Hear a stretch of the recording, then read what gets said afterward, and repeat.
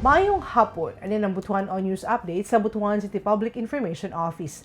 Nanumpa ka Mayor Lau Fortun ang 17 ka bagong appointed nga mga personahe sa lokal nga panggamahalan sa Butuan City.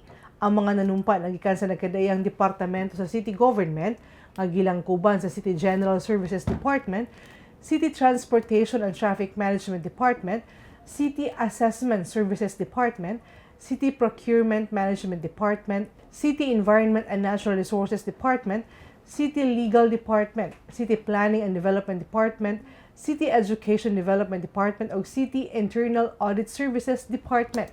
Gipanginaot ni Mayor Lau Fortun nga magpadayon ang mga bagong appointed ug na-promote nga mga empleyado sa matinud-anon, masaligan ug maayong serbisyo sa publiko.